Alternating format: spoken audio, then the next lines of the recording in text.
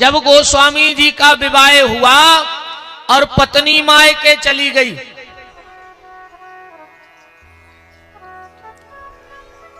इतना प्रेम पत्नी से, इतना प्रेम पत्नी से कि भरी नदी में कूद गए। मुर्दा बहता हुआ आ रहा था, समझा कि मेरी पत्नी ने नाव डाल दी मुझे आने के लिए, और मुर्दे को पकड़ के पार हो गए।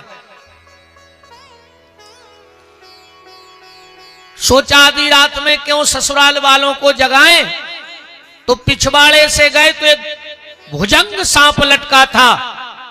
सोचा मेरी पत्नी ने रस्सी डाल दी है, सांप पकड़ के चले गए। रत्नाबली सो रही थी, तुलसीदास जी ने जगाया। रत्नाबली ने पूछा आप इतनी रात में बरसात में कैसे आ गए? बोले तुम्ही ने तो नाव डाली थी। और बोले ऊपर के तल पे कैसे आ गए, खंड पे? बोले तुमने रस्सी डाली। और जब रत्नाबली ने देखा कि रस्सी नहीं वो तो सांप है, रत्नाबली ने कहा धन्य है हाड़ मास की देह पर तासो इतनी प्रीत। अगर इतनी प्रीति तुमने रघुनाथ जी से की होती तो तुम्हारा जीवन धन्य हो गया होता। तुलसीदास जी को तो पसीना छूट गया जब रस्सी की जगह सर्प देखा और कमरे से झांक कर देखा कि मुर्दा बहता हुआ जा रहा है, मुर्दा बहता हुआ जा रहा है। अरे राम राम राम। पत्नी बोली मैं जाग रही हूं। तुलसीदास जी बोले सो तो मैं रहा था, अभी तक जागा तो मैं आज हूं।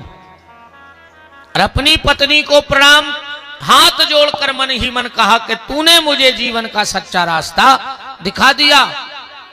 तो किसी कवि ने बड़े सुंदर भाव लिखे रत्नाबली के लिए कि तुलसीदास की पुण्य जयंती जग प्रति वर्ष मनाता, पर तपस्विनी रत्नाबली पर श्रद्धा के प्रसून कौन चढ़ाता। रत्नाबली का त्याग भी कम नहीं था। रामायण के अमर प्रणेता को कोमल श्रद्धा सुमन चढ़ाओ, रामायण के अमर प्रणेता को श्रद्धा सुमन चढ़ाओ, पर रत्ना के अमर त्याग को लोगों भूल न जाओ। रत्ना का त्याग भी कम नहीं है। क्यों? पर वह नारी कितनी महान थी जिसने प्रणव संत बनाया। पर वह नारी कितनी महान थी जिसने प्रणव संत बनाया। यौवन की अनुपम बगिया में असमय ही पतझड़ बुलाया। पर इससे एक बात और है। एक व्यक्ति कह रहे थे कि अगर रत्नाबली ना होती तो तुलसीदास जी संत ने बनते। बोले क्यों? बोले पत्नी ने डांट दिया और तुलसीदास जी संत बन गए। तो क्या कोई पत्नी की डांट से संत बनता है? और अगर पत्नी की डांट से कोई संत बनता तो अपने सागर में तो चमीटा ही चमीटा चटक रहे होते। अब यहां जितने लोग बैठे हो एक आदमी हाथ उठा दो कि हमारी पत्नी हमें नहीं डांटती। उठा दो किसी में दम हो तो। किसी की ताकत नहीं है, क्योंकि पत्नी के सामने कोई बोल ही नहीं सकता। परिवार वाले पहले कागज पक्के करवा देते हैं कि तुम्हें चुप रहना है। इसीलिए शादी के कार्ड में बेटी के आगे लिखा जाता है सौभाग्य कांक्षणी, तो पूरा नहीं लिखा जाता, अकेला 100 लिख के बिंदी रख दी जाती। और लड़का के आगे लिखो जाते चिरंजीव, सो पूरो चिरंजीव नहीं लिखो रहे, ची लिख के बिंदी धर दे। मतलब घर के कहते हैं कि घरवाली आ रही रे अब्बा 100 के हैं, तुम्हें ची भर नहीं करना। ऐसे चिरंजीव और ऐसी सौभाग्य कांक्षणी है ना, है ऐसा कि नहीं? देखो, दीपक माचिस से जलता है। दीपक काय से जलता है? माचिस से। पर उसके लिए दिया का होना भी जरूरी है, और दिया में बाती होना भी जरूरी है, और उसमें घी तेल भी होना जरूरी है। अब अकेली माचिस हो और दिया हो, और ना उसमें बाती हो और ना उसमें तेल हो, तो क्या माचिस दिया जला देगी? नहीं जला पाएगी। तो ये बात सत्य है कि तुलसी के अंधेरे जीवन में पत्नी ने भगवत प्रेम का दिया जलाया, पर उसके लिए तुलसी की कई जन्मों की श्रद्धा का तेल था, और उसमें परमात्मा के प्रति विश्वास की बाती डली थी, तब कहीं जाके वो दिया जला। कोई घरवाली की डांट से संत नहीं बनता है, घरवाली की डांट से कोई संत नहीं बनता। फिर संत कैसे बनता है? कबीरदास जी कह रहे हैं कि भगत बीज पलटे नहीं, जो जुग जाए अनंत, ऊंच नीच जन में कहूं तो ही संत को संत।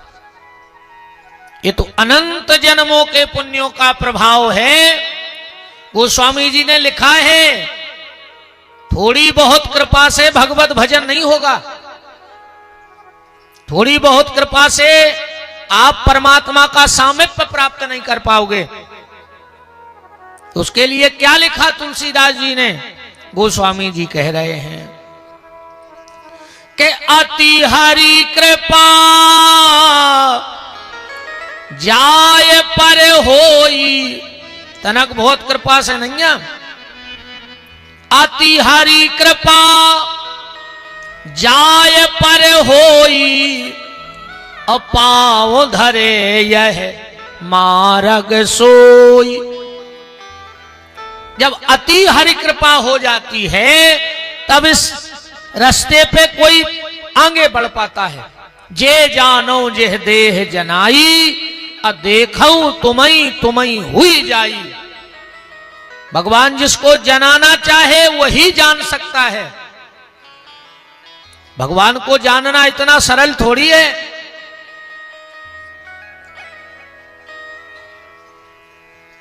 तो रत्नावली का भी त्याग है, रत्नावली की भी शिक्षा है। गोस्वामी जी को वैराग्य हो गया और वहां से निकल गए। जब निकले तो एक मंदिर में बैठ गए, वहां किसी राजा का भंडारा चल रहा था। ये पंक्ति में बैठे थे, संयोग देखो तभी रत्नावली पहुंच गई वहां। और गोस्वामी जी किसी से कह रहे थे कि थोड़ा सा राम रस दे दो, साग में कम है। रत्नावली हंसने लगी। तुलसीदास जी ऊपर देखे, बोले अब क्यों हंस रही? अब तो हम भजन कर रहे हैं। बोले हमने तो सोचा था कि तुम साधु बन गए हो। तुलसीदास जी बोले फिर? बोले अभी तुम साधु नहीं बने, अभी भी तुम स्वादु बने हो, अभी भी तुम्हें नमक कम लग रहा है। साधु बन गए होते तो संसार का स्वाद न आता, फिर राम नाम में ही रस मिलने लगता। गोस्वामी जी को और झटका लगा, और अब तो तुम तो बड़ी बड़ी बातें करते, क्या हम तुम्हारे बिना दर्शन करे बिना एक पल नहीं रह सका? तो रब हनुमान जी बोले तुम्हारे दर्शन करे बिना तो हम अबे भी नहीं रह सकते एक पल। राम जी बोले तुम चल है नहीं रहे और कह रहे एक पल नहीं रह सकत। और हनुमान जी का जवाब सुनना। हनुमान जी बोले प्रभु जहां आप रहते हो वहां आपकी कथा ना हो, ये हो सकता है। जहां आप रहते हो और आपका कीर्तन ना हो ये हो सकता है, पर जहां कथा और कीर्तन हो और आप ना हो ये नहीं हो सकता है। तो हम कथा में बैठे सो हमें कथा भी मिले, हमें कीर्तन भी मिले। अच्छा देखो एक और बात है, 4 जगह कथा बैठ जाए एक संगे तो अपन 4 जगह की कथा संगे नहीं सुन सकते। भाई ऐसा हो सकत एक दिन इते आ गए, एक दिन उते चले जाए, एक दिन उते चले जाए, पर पूरी कथा 4 जगह संग नहीं सुन सकत। पर दुनिया में लाखों कथा बैठ जाए, पर हनुमान जी पूरी कथा एक संगे सुनत, हर जगह उपस्थिति रहते हनुमान जी की। यत्र यत्र रघुनाथ कीर्तनम तत्र तत्र कृतमस्कांजलम। हनुमान जी हर जगह उपस्थित हैं, हर जगह।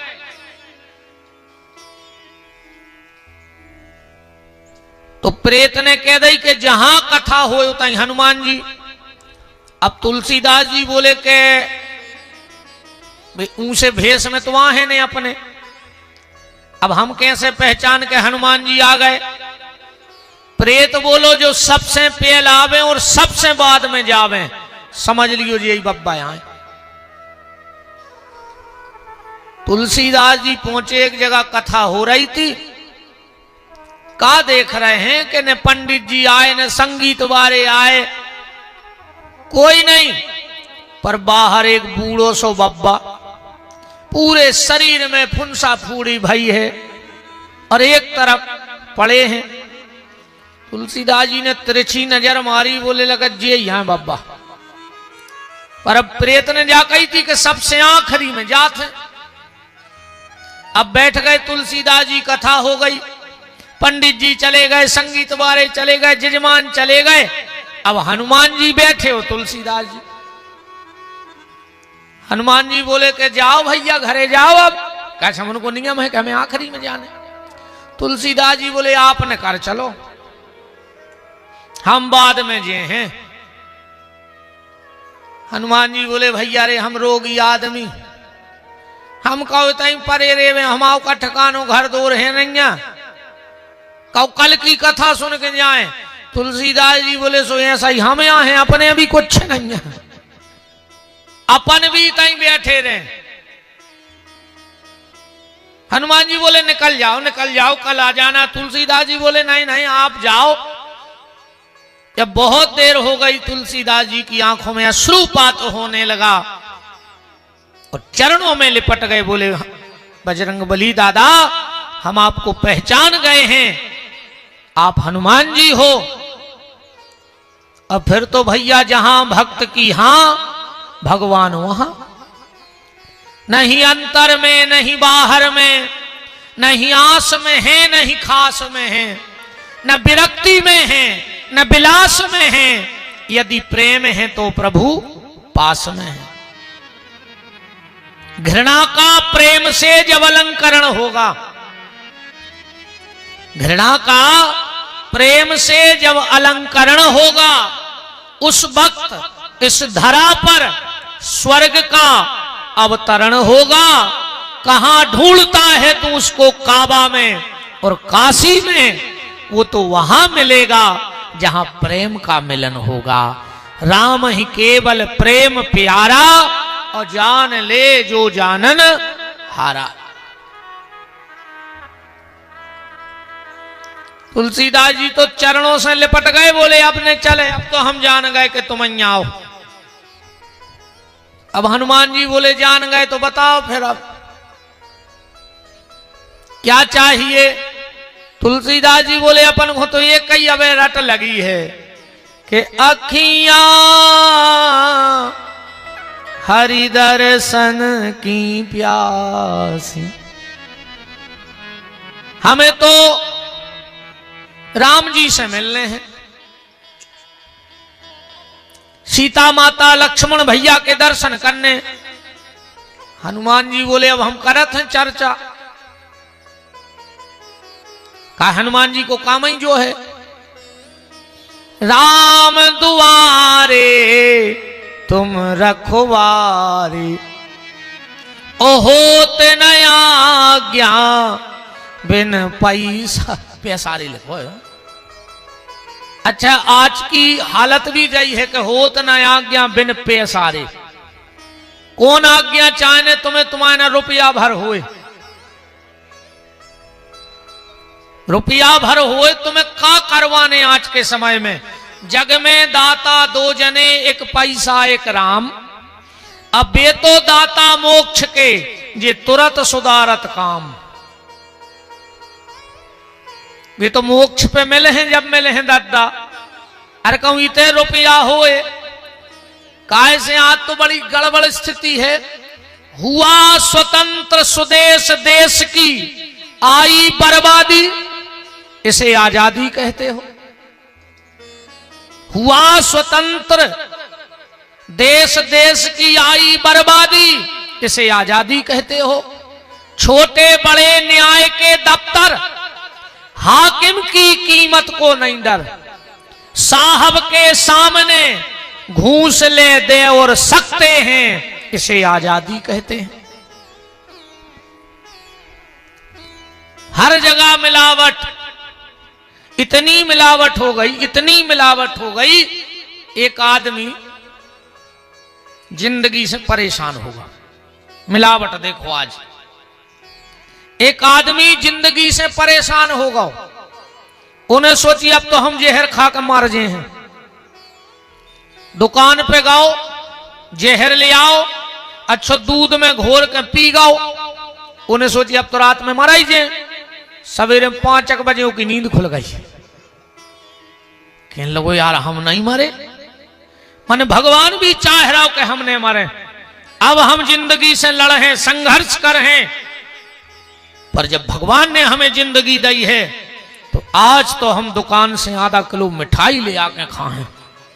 वो दुकान पे गाओ, मिठाई ले आके खाई, सुमार गाओ वो मिठाई में जहर में लो। तो ये हालत आज की है। नहीं है?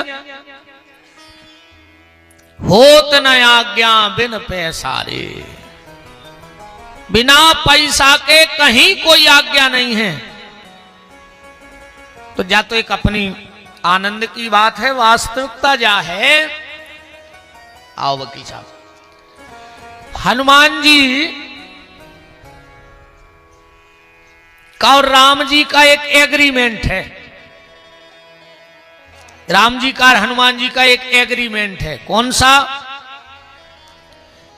जब ऋषि मूक पर्वत पर हनुमान जी मिले राम जी को, तो हनुमान जी ने कही प्रभु एक काम करो। बोले का? प्रबनऊ पवन कुमार, खलवन पावक ज्ञान घन जासु हृदय आगार। आप तीनों हमारे हृदय में बैठ जाओ।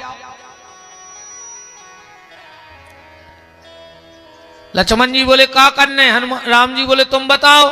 लक्ष्मण जी बोले बैठ जा। बोले काय?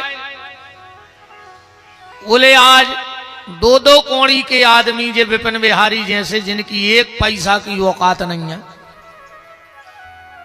एक पैसा की कीमत नहीं है, एक कौड़ी के भी नहीं है, और वे कार में घूम रहे और जगत को मालक नंगे पांव घूम रहा। लक्ष्मण जी राम जी बोले मतलब? लक्ष्मण जी बोले अब जो विपत्ति परी सो परी, पर अपन भी मारुति ले आइले। हनुमान जी को आए, मारुति आए कि नहीं? भगवान ने भी मारुति ले ली, भले जंगल में है। तो कहा चलो लक्ष्मण हनुमान के हृदय में बैठ जाएं। राम जी बोले कि जे धनुष बाण नीचे रख दो। बोले काहे? बोले धनुष नुकीलो होत है, और अपन धनुष बाण लेके हनुमान के हृदय में बैठ तो खुद चुभे ने वो। सो राम लक्ष्मण ने धनुष बाण नीचे रखो। हनुमान जी बोले क्या कर रहे? राम जी बोले नीचे रख दे। अरे हनुमान जी बोले यही से तो तुम्हें बैठा रहे कि तुम हथियार लाए हो। बोले काहे? बोले हमारे भीतर बहुत चोर हैं, काम क्रोध मद लोभ सब नाथ नरक के पंथ। देखो सीधी बात तैसे जा समझो, ने तो तुम कछु छोड़वे की कोशिश करो, ठीक, ने तुम्हारे छूटे कछु छूटने आए, जा भी बिल्कुल गारंटी है। कई आदमी प्याज छोड़ दे, छोड़त के नहीं छोड़त। अच्छा पहले प्याज खाते सुबह और शाम, अब जहां दिन भर बैठे सुबह कई चर्चा कई काय कई साहुन भर से प्याज ही नहीं खा रहे, पूरा साहुन होगा प्याज खा ही नहीं रहा। तो पहले तो अकेले मुंह में एक बेर प्याज जाती, अब दिन भर राम नाम जित तो रटते सो तो प्याज प्याज प्याज प्याज, दिन भर प्याज, ऐसे अच्छी तो खा ही लेते सवेरे। अच्छा कई आदमी प्याज नहीं खात, मानो ब्याज में गांव के गांव खा गए, परिवार के परिवार मुड़ा गए। प्याज खात नहीं है, ब्याज में आधे परिवार खा लाए उनने। ऐसे अच्छे दद्दाहरो प्याज खान लगो, कम से कम तुम्हारे मारे आदमी तो बचे, बचे के नहीं बचे। वृंदावन बिहारी लाल की। हमारे भैया श्री राम नरेश पाठक जी और राधे राधे मंडल से भैया श्री मन्नू भैया यादव जी उपस्थित हैं, बहुत बहुत मान है विराजो। तो बात चल रही है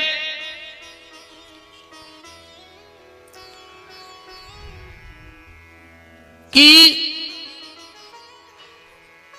हमारे हृदय में जो काम क्रोध लोभ मोह मत्सर दंभ है, ना तो ये हमने बनाया है और ना हमसे मिटने वाला है। क्योंकि जो हमने बनाया है वही हम मिटा सकते हैं, जो हमने बनाया नहीं वो आप कहां से मिटाओगे। आप काम को मिटा सकते हो, आप क्रोध को मिटा सकते हो, ऐसी कोई मेडिकल पे दवाई मिलती है कि उससे गुस्सा खत्म हो जाए शरीर की। जो रोग हमने बनाए हैं उसकी दवाई है दुनिया में। और दवा कौन खाता है ज्यादा, बोले जो दबा के खाता है। जो दबा के खाता है वही ज्यादा दवा खाता है। तो जो हम रोग हमने स्वयं बनाए हैं उनकी दवाई है, पर जो भवरोग भगवान के बनाए हैं उनकी दवाई हमारे पास नहीं है। तो फिर क्या करें, तुम उनको मिटाने की कोशिश मत करो, तुम तो भगवान का भजन करो, ये सब अपने आप छूट जाएंगे एक दिन। जैसे किसी को फुंसा फोड़ी हो जाए और जब वो मिटन लगत तो पे पपड़ी जम जात, और अगर तुमने जबरदस्ती कुरे दी तो वह फिर घाव ले जे। अगर जबरदस्ती कुरेद हो तो वो फिर घाव ले जे। तो बोले क्या करें, बोले उससे ध्यान हटा दो। जैसे ही जैसे भीतर से वो घाव पक जाएगा और वो पपड़ी एक दिन अपने आप छूट जाएगी, तुम्हें छोड़ने की जरूरत ही नहीं पड़ेगी। ऐसे ही तुम तो भीतर से भजन बढ़ाओ, ये काम क्रोध लोभ मोह मत्सर दंभ अहंकार पाखंड ईर्षा ये अपने आप छोड़ के चले जाएंगे, तुम्हें छोड़ना ही नहीं पड़ेगा कुछ। अब तुम्हारे छूटे को छूटना भी नहीं है। बात ऐसे समझ लो, एक वृद्ध माता पिता रहते थे, बहुत बड़ा मकान था और दोनों अकेले थे, पति पत्नी। एक दिन 5-6 लड़के आए और बोले कि बाबूजी मोहल्ले में कोई कमरा मिलेगा, हम लोग पढ़ने के लिए आए हैं। तो दादा ने सोची कि इतनी बड़ी बिल्डिंग और हम पति पत्नी हैं, अगर कोई रहने लगेगा तो हमें सहारा भी मिल जाएगा, पढ़ने वाले बच्चे हैं। ठीक है बेटा, कमरे तो बहुत खाली हैं, जितने चाहिए हो ले लो। किराया बोले एक कमरे का 5,000। लड़के बोले अगर सुविधा रही तो 6,000। तो 4-5 कमरे ले लिए, 8-10 लड़के थे। अब एक रात तो वो ठीक ठाक रहे और दूसरी सुबह उनकी पार्टी चालू हो गई। वो तो सब बदमाश लोग थे, चोर चक्के। दादा ने कहा बेटा घर में शराब वराब नहीं पियोगे? बोले सुनो दादा, अकेले हो, रात में घुटकी दबा दे मार जाओ। पता तकने लग, और ने 1 रुपया किराया दे तई रहे हैं, अब तुम खाली करवा के बताओ। अब बेचारा बूढ़ा आदमी क्या करता, महीना 2 महीना जैसे तैसे कट गए। एक दिन अब बड़े परेशान दोनों पति पत्नी, ना तो उनको भगा पा रहे हैं। एक दिन दादा ले रहे थे सब्जी घर के थोड़े से दूर, एक लाल बत्ती की गाड़ी रुकी, उसमें से एक साहब निकले और हाथ ठेला वाले से बोले कि क्यों भैया, यहां अगल बगल 1 आध 2 रूम मिलेंगे किराए से। ठेला वाले ने कही साहब आप कौन? बोले मैं यहां का नया एसीपी हूं, और परसों हमें जो मकान मिला है वो परसों मिलेगा, और हमारी फैमिली शाम को आ रही है। हम कहां रहें? तो हमें मात्र 2 दिन रुकना है, तो ऐसा कोई मकान अगर हो तो आप बता दो।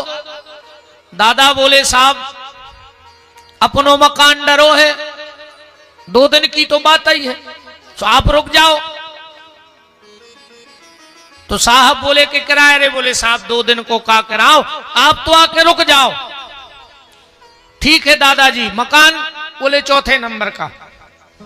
1 घंटे बाद हमारी फैमिली आ रही है, हमारी मैडम है, 2 बच्चे हैं, 1 बहन है हमारी, आप जाके थोड़ा कमरा साफ करवा दो।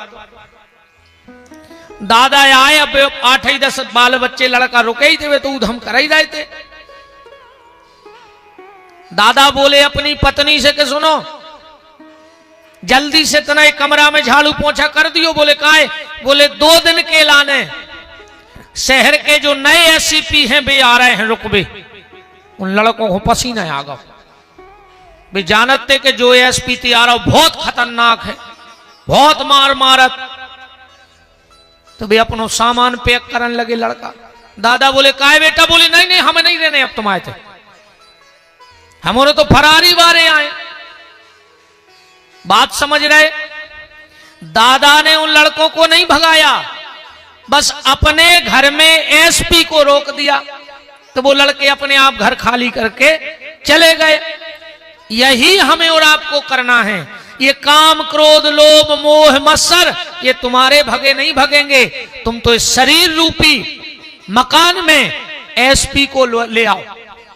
एसपी कौन है? एस माने सीता, पी माने पति। जिस दिन तुम्हारे भीतर सीतापति श्री राम जी बैठ जाएंगे, उस दिन अपने आप ये काम क्रोध तुम्हें छोड़ करके चले जाएंगे। ज्यादा झंझट को काम ही नहीं है। तो हनुमान जी ने भगवान से कहा, देखो टेंडर की बात चल रही कि राम और हनुमान जी के बीच में एक एग्रीमेंट हो गया था। कैसा एग्रीमेंट? जब हनुमान जी ने कहा कि आप हमारे हृदय में विराजो, आप हमारे हृदय में बैठो, तो राम जी बोले हम तुम्हारे भीतर के शत्रु मारेंगे तो फिर हमारे बाहर के शत्रु कौन देखेगा? हनुमान जी बोले ठेका कर लो। कैसा?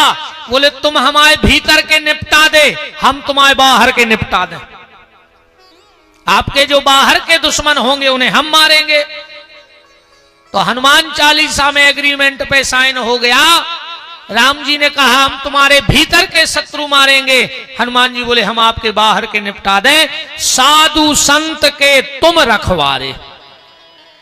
हो गया एग्रीमेंट के नहीं हो गया? हनुमान जी ने ठेका ले लिया कि साधु संत के तुम रखवारे, असुर निकंदन राम द्वारे। तो बिना हनुमान जी के राम जी के दरबार में प्रवेश नहीं मिलता है, जैसे बिना राधा रानी के, बिना राधा रानी की कृपा के किसी को ब्रजवास नहीं मिल सकता है। भगवान अगर तुम्हें खुद लिख के दे दें कि तुम वृंदावन में रहो, तो तुम वृंदावन में नहीं रह पाओगे, क्योंकि ब्रज की अधिष्ठात्री देवी भगवती श्री किशोरी जी हैं। अगर बांके बिहारी तक पहुंचना है तो राधा रानी की कृपा चाहिए, और राघव जी तक पहुंचना है तो श्री हनुमान जी की अनुमति चाहिए। बिना हनुमान जी की अनुमति के आप कभी राम के यहां नहीं जा सकते। तो गोस्वामी तुलसीदास जी ने हनुमान जी से कहा कि आप मुझे मिलवाओ। हनुमान जी गए, भगवान से प्रार्थना करी कि प्रभु दे दो दर्शन, बड़ा भगत आदमी है, भक्त आदमी है, दे दो दर्शन। बोले ठीक है, तो हम चित्रकूट में मिलेंगे। थोड़ा सा माताओं से निवेदन है, आगे को खिसक के आ जाओ, आ जाइए थोड़ा थोड़ा सा खिसक के आओ, अच्छे अच्छे में खिसक के आओ।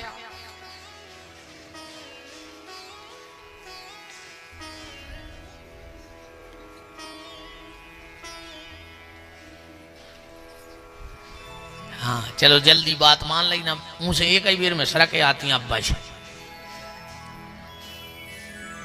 या तो फिर हमें तुम्हें जानते ही हो। हाँ खिसके आओ, राम कहो।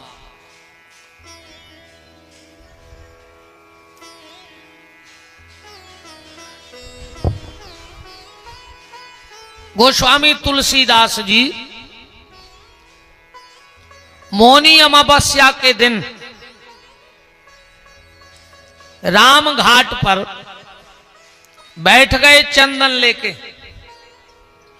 चित्रकूट के घाट पे भई संतों की भीड़, तुलसीदास चंदन घिसे, तुलसीदास चंदन घिसे।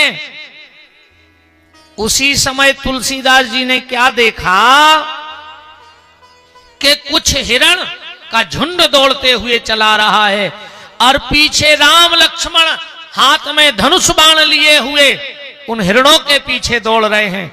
गोस्वामी जी की नजर गई, अरे राम राम राम, ये न जाने किस राजा के लड़के हैं। बेचारे इन हिरणों ने इनका क्या बिगाड़ा है जो इनको मारने के लिए पीछे पड़े हैं। राम जी निकल गए। थोड़ी देर में हनुमान जी आए, बोले हो गया दर्शन? बोले अबे वे आई नहीं। और हनुमान जी बोले वे अब्बा ही न कर गए, घोड़ा पे धनुष और बोले वे आए, हम तो पहचाने नहीं पाए।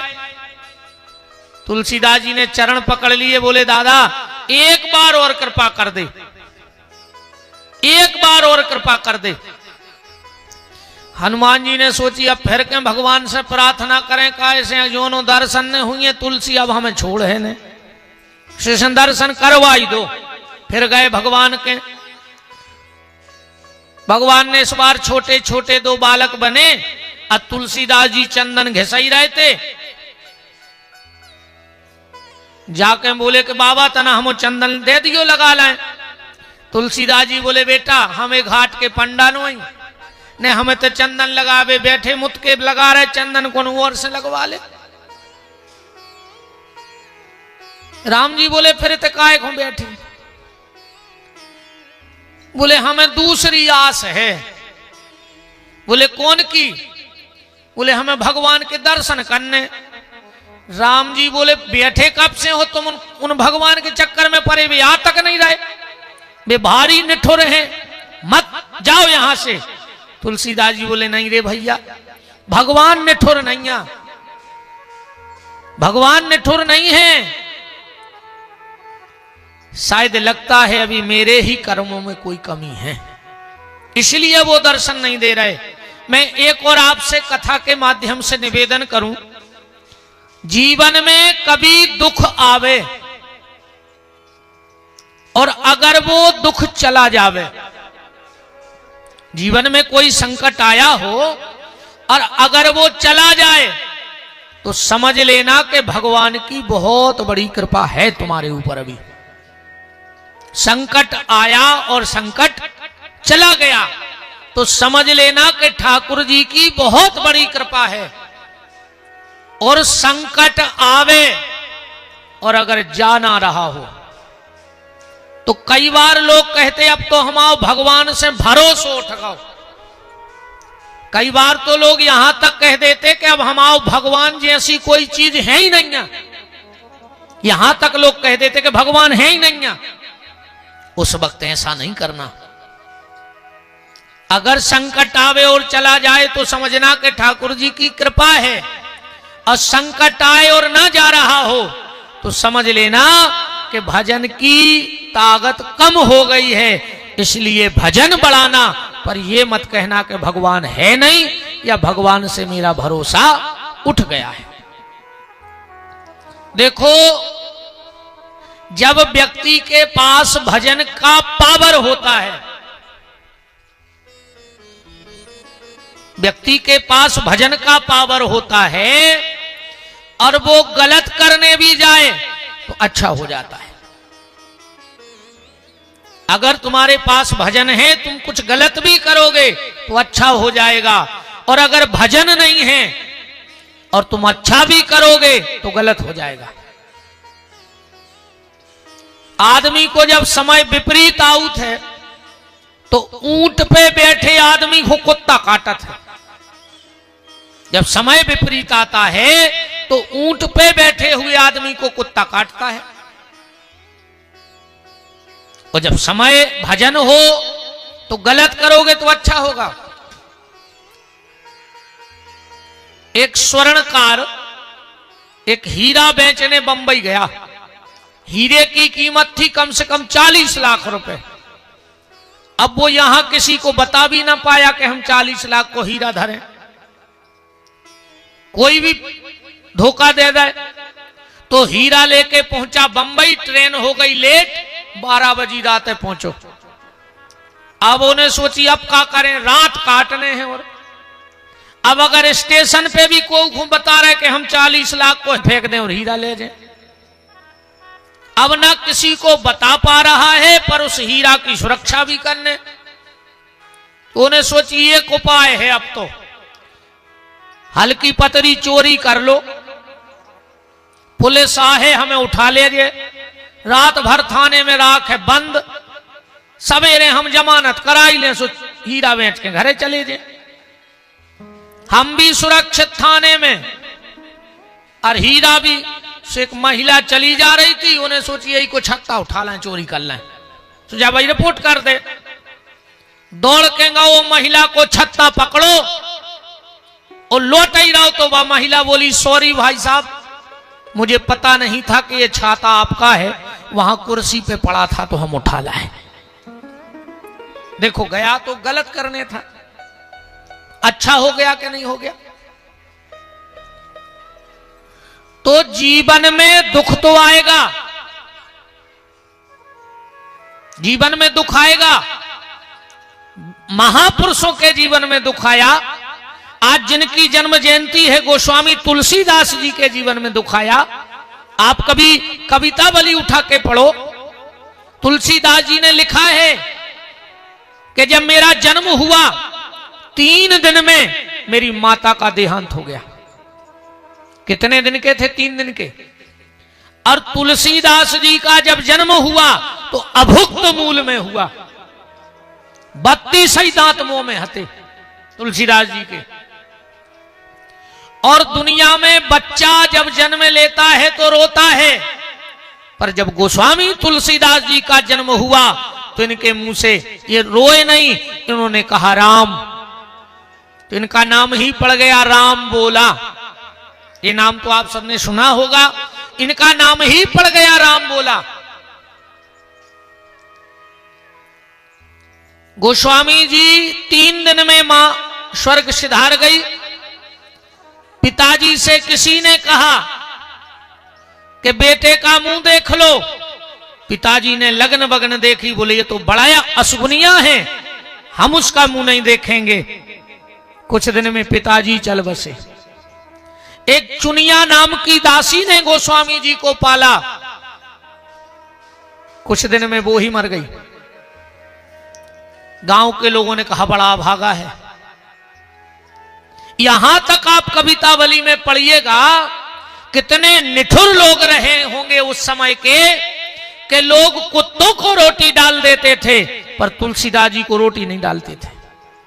कुत्तों को रोटी डाल देते थे, पर तुलसीदास जी को कोई रोटी नहीं देता था। कष्ट देखो जीवन में। यहां तक गोस्वामी जी ने लिखा है, आप पढ़ लेना,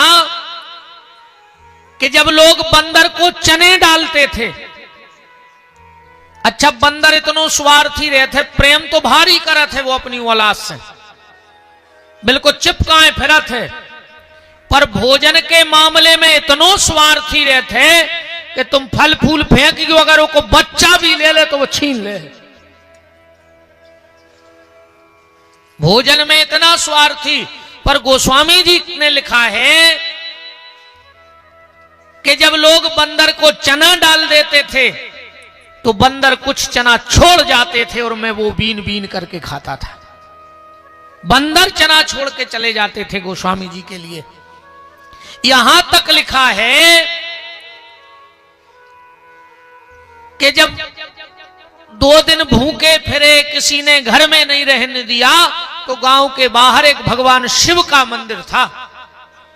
तुलसीदास जी वहां गए और लिखा है उन्होंने कि मैं अपना कुर्ता उठा करके शंकर जी को पेट बताता था कि आप ही मेरा पेट देख लो, आप विश्वनाथ हो, आप मेरा पेट देख लो, मैंने 2 दिन से अन्न का दाना नहीं खाया।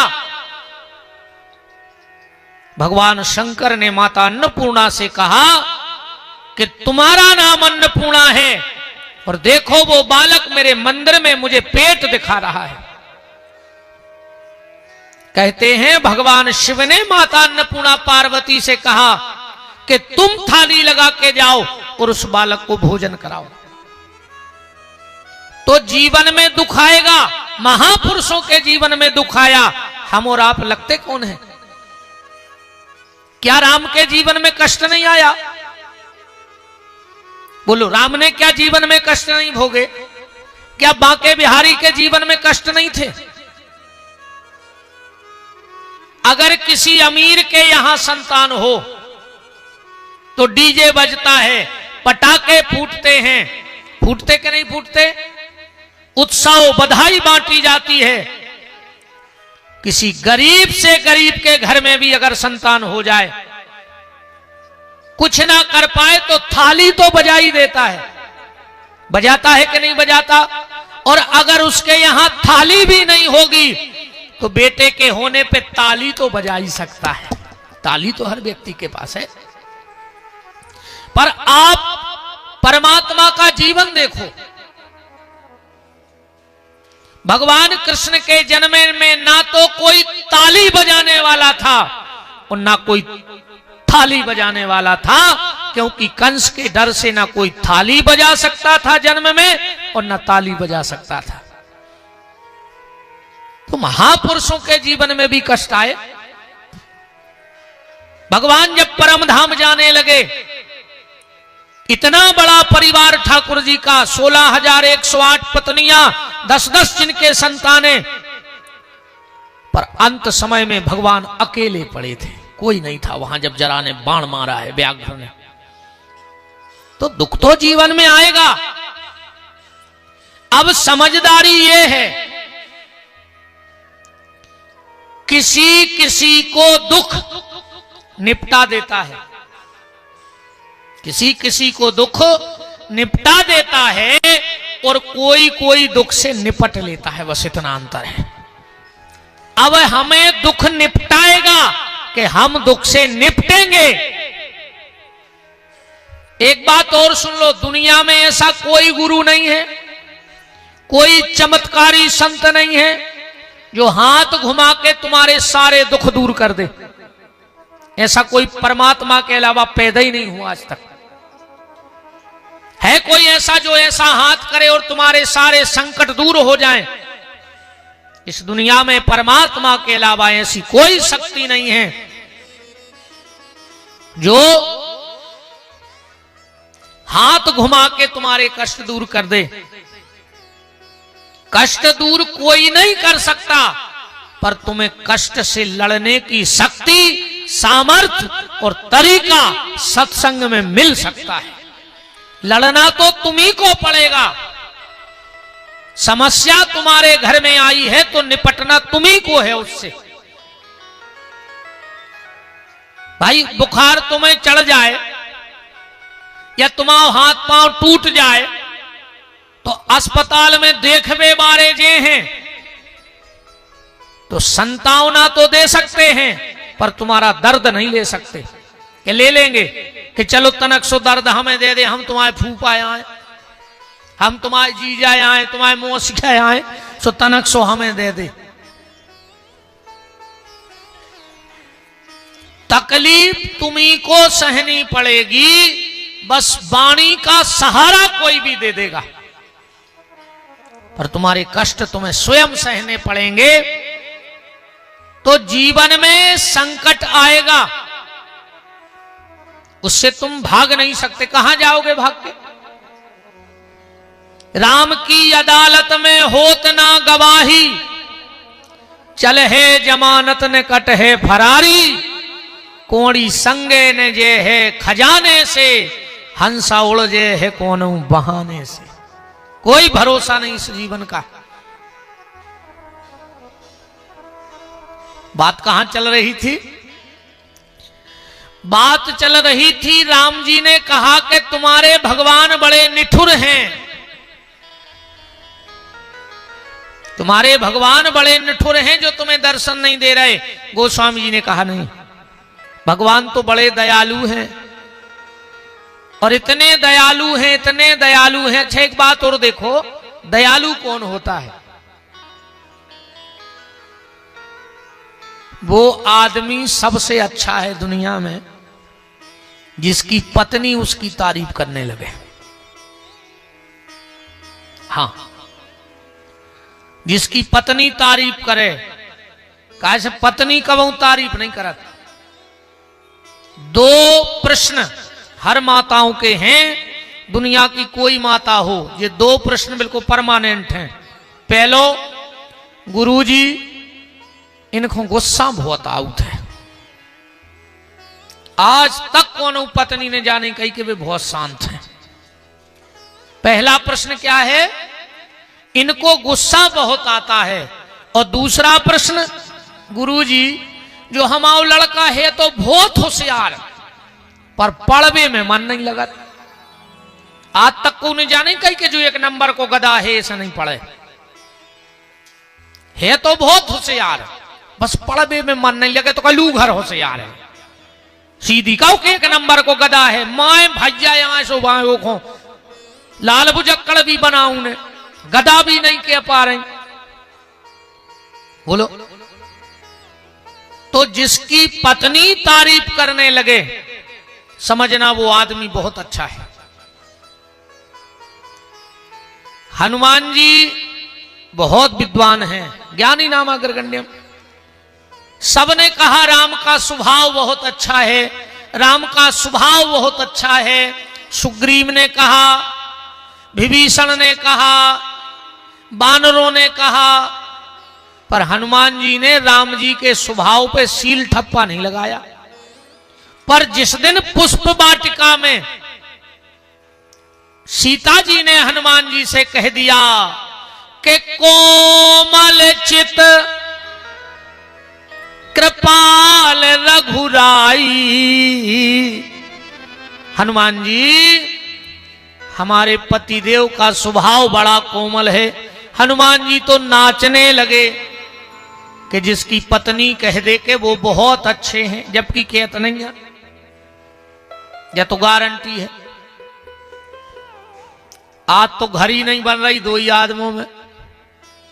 हिंदुस्तान पाकिस्तान जैसे हालात हैं, फिर भी कह रहा है हम साथ साथ हैं। बोलो, है यही हालत? हिंदुस्तान पाकिस्तान जैसे हालात हैं, वो कह रहा है हम साथ साथ हैं। अरे राम राम राम। देखो, एक बात को बड़ी गहराई से समझना, जो अच्छे पति पत्नी नहीं बन सकते वो कभी अच्छे मां बाप नहीं बन सकते।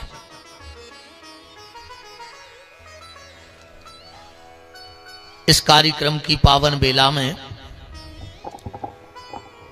मध्य प्रदेश शासन के पूर्व मंत्री महोदय श्री प्रकाश जैन जी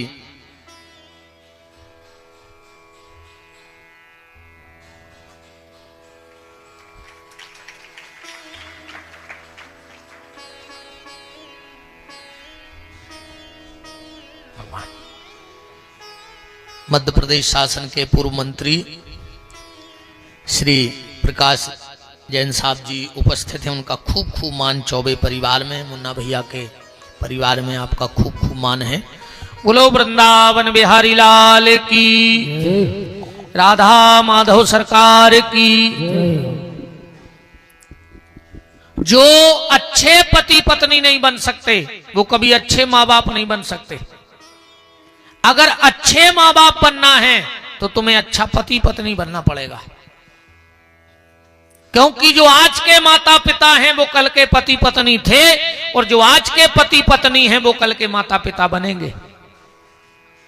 अब जब तुम्हारी चुखरिया बेलज्जा से लड़त रहे हो, मोड़ी मोड़ो का संस्कार दे हो, हमें क्या बताओ। मम्मी पापा लड़े और बाल बच्चे दूसरे कमरा में थप्पड़ी बजावे गए, काहे बोले बिना टिकट को सर्कस चालू होगा, ले मजा।